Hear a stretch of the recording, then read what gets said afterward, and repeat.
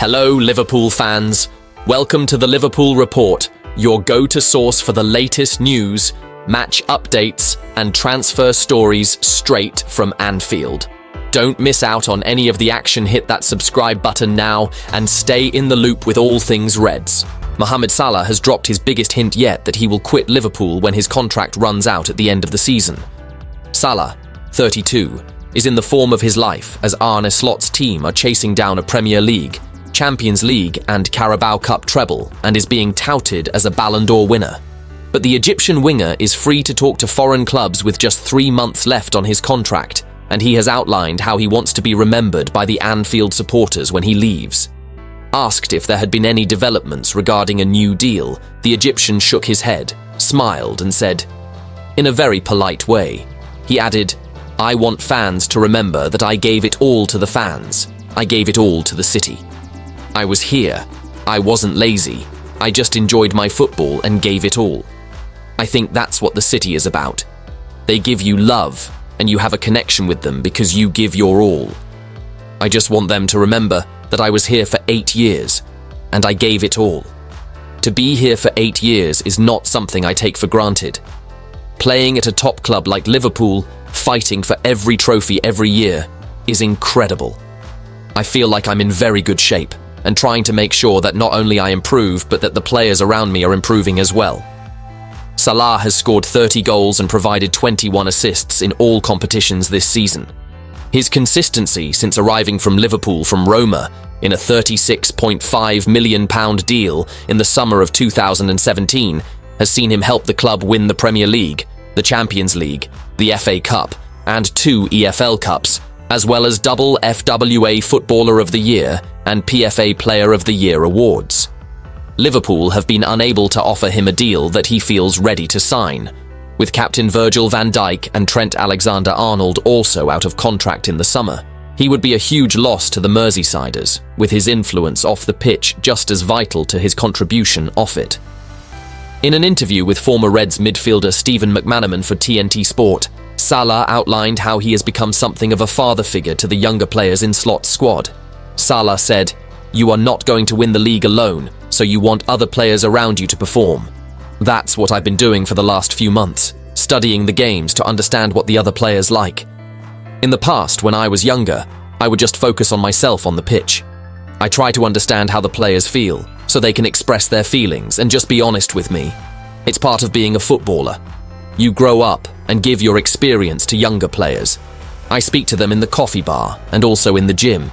If someone is annoyed, they know I'm not going to snitch to the manager so they can express their feelings about the manager or themselves. I'm there to do the dirty jobs for the manager." Premier League leaders. Liverpool are gearing up for a summer transfer spree should they lose Mohamed Salah, Virgil van Dijk and Trent Alexander-Arnold. With only 4 months left on their Anfield contracts, the trio will be free to depart at season's end if nothing changes. The club is still hopeful of securing all 3 on new contracts, but is also preparing for life without them. The Athletic, via the Liverpool Echo, reported a massive amount of funds will be allocated for signing replacements, and Liverpool are fully cognizant of the need for a rebuild should 1, 2 or all 3 stars exit. Salah, Van Dijk and Alexander-Arnold are the top earners at the club, and if any of them decide to stay, it will likely affect how much money Arneslot can allocate for new signings in the summer. On the flip side, if their wage bill is significantly slashed by any departures at the end of the season, their transfer budget is expected to increase. Liverpool's financial health has been on an upward trajectory in recent years. According to the Deloitte Football Money League, the club's total revenue rose to approximately £600 million for 2023-24, marking an increase from the previous season's return of £565 million.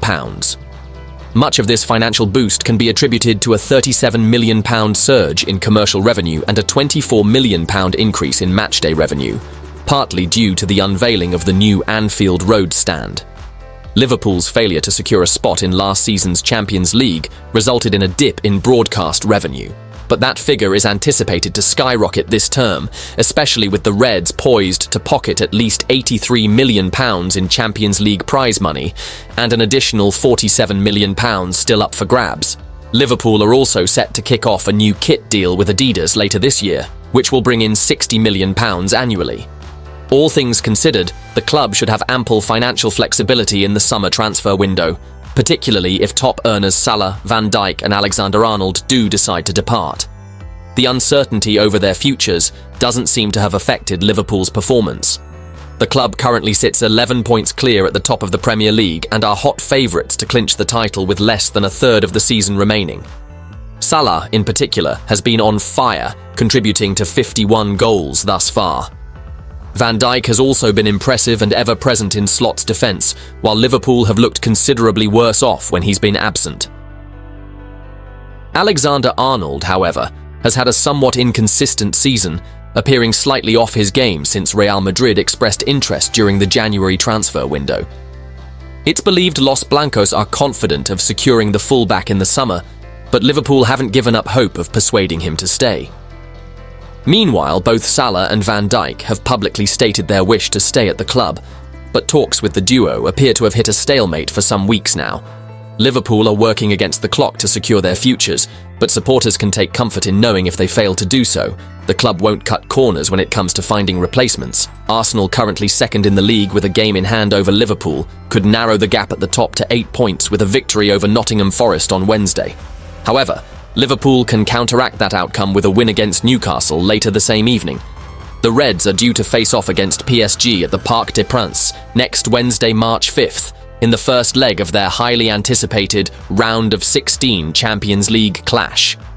Following that, they'll take on Southampton in a top versus bottom league clash before hosting PSG at Anfield for their second leg on March 11th. The Premier League have confirmed that they have changed referee for Liverpool's clash with Newcastle on Wednesday. The Reds welcome Eddie Howe's side to Anfield for their latest league outing, and they will be hoping to extend their advantage at the top of the table with a win. But just hours ahead of kickoff, there has been a major change to the refereeing team. Having previously confirmed that Chris Kavanagh would oversee the match, it has been announced that Stuart Atwell will be the man in the middle instead. He was initially tasked with West Ham United's clash with Leicester, but has been replaced by Anthony Taylor. The rest of the officiating team stays the same. Simon Bennett and Dan Robertson will be his assistants, with Darren Bond the fourth official. The VAR has been named as Matt Donoghue, with Wade Smith the assistant VAR. A reason for the change in referee has not been announced. Liverpool will be hoping that there is not as much controversy as one of the most recent times Atwell has refereed a game in which they were involved. Reds boss Arneslot was left furious at his failure to send Lucas Bergvall off in the Carabao Cup semi-final first leg, with the midfielder going on to score the winning goal. I don't think there's any debate about that, Slot said about the decision. They say he, the referee, didn't want to stop the counter-attack, and I say every manager would prefer, when a tackle being made 40 yards from our goalkeeper, that the player is given a second yellow card, rather than to continue the counter-attack with a player less to play that counter-attack with. The next discussion is, was it reckless enough to give advantage, and come back and say the tackle was still too reckless, and then give a yellow? When he, the referee, didn't give the second yellow, nobody thought it would have such a big impact 30 seconds later. I haven't asked him, but I'm 99.9% sure I wasn't the only one who felt, wow, not the best. I'm 99.9% sure when Bergvall scored, the referee thought, oh, is this really happening? Because he couldn't change it anymore. I think for him, it was also far from ideal. Slot will not have the chance to speak with Atwell should there be any controversial moments. The Dutchman has been hit with a 2-match touchline ban following his sending off against Everton. Sepp van den Berg has admitted that he dreams of one day returning to Liverpool, despite asking to leave the club just a few months ago. The Dutch defender joined Brentford in the summer after spending much of his 5-year Anfield career out on loan at the likes of Preston, Schalke and Mainz. Having grown frustrated at the limited first-team opportunities on Merseyside, he submitted a request to leave the club just prior to Arne Slot's arrival. The 23-year-old was adamant that a departure was the best thing for his career. However, he has refused to close the door on a future return to Liverpool. I had a few conversations with Slot, but before the preparation started, I already indicated to the club that I wanted to leave and play minutes, he told Voetbal Primeur. I would be lying if I said that I did not dream of returning to Liverpool one day. That is still on my mind. But for now, it was better for my career to take a different path and play a lot. Van den Berg continued, I am doing that now, and that allows me to develop as well as possible. After the preparation, Liverpool indicated that I had done so well that they wanted me to stay, but I did not really see that myself. It was all my choice. I am happy that I now play in the Premier League every week. This season, Liverpool have been plagued by defensive injuries, with Ibrahima Konate, Joe Gomez, Trent Alexander-Arnold, and Connor Bradley all missing portions of the campaign due to fitness issues. As a versatile defender, capable of playing both at centre-back and at right-back, Van den Berg may well have been seen plenty of action had he stayed. That said, he's been getting regular football at Brentford and says he feels much happier because of it. I would be lying if I said that I didn't look at that Liverpool's defensive injuries myself, Van den Berg admitted. That's football, you don't know. I did well in the preparation, and I could really see myself playing for the club, but not with the credit that I now have at Brentford. I am now a starter who always plays as long as he is fit. At Liverpool, I would have been more of a player who had to fill in gaps. I would rather be that starter. And who knows, if I do well here for 2 or 3 years, I will return to Liverpool and be a starter there too.